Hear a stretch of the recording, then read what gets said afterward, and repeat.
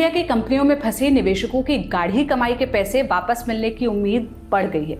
आप पूछेंगे ऐसा क्यों? ऐसा इसलिए कि सहारा समूह को सुप्रीम कोर्ट ने फटकार लगाई है। साफ कहा है कि निवेशकों का पैसा लौटाने में और देरी न हो, इसके लिए समूह अपनी संपत्ति को बेचकर पैसा लौटा सकता है। कोर्ट ने कहा कि इस प्रक्रिया पर कोई रोक नहीं है।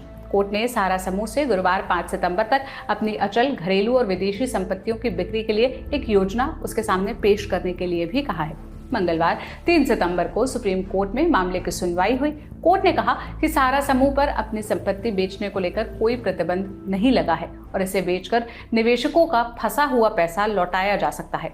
जस्टिस संजीव खन्ना, एम सुंदरेश और बेला एम त्रिवेदी की पीठ ने यह भी साफ किया कि इन संपत्तियों को सर्किल रेट से कम कीमत पर नहीं बेचा जाना चाहिए और अगर ऐसी स्थिति बनती भी है तो पहले कोर्ट से परमिशन लेना जरूरी है। इस मामले में सुप्रीम कोर्ट ने कई सुनवाइयों के बाद अगस्त 2012 को एक निर्देश दिया था। कहा था कि सहारा ग्रुप की कंपनियां Sahara India real estate corporation limited यानी SIRECL और Sahara housing investment corporation limited यानी SHICL निवेशकों से जुटाई गई रकम सेबी को वापस करेंगी।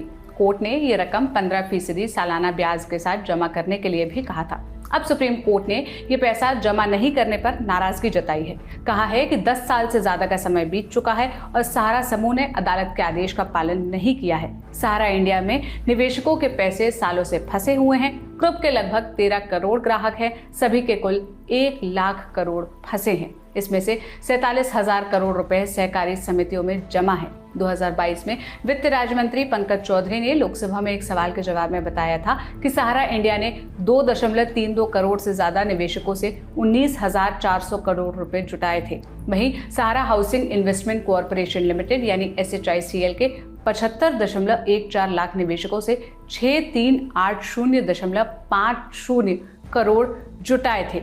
इसमें 138.07 करोड़ रुपए ही निवेशकों को लौटाए गए थे। कुल मिलाकर कहें तो अब सुप्रीम कोर्ट के संपत्ति बेचने के आदेश के बाद निवेशकों का पैसा वापस मिलने की उम्मीद बढ़ गई है। ये वीडियो के लिए स्क्रिप्टिंग की थी मेरे साथी अभय ने। इस मामले पर ललन टॉप की नजर बनी हुई है।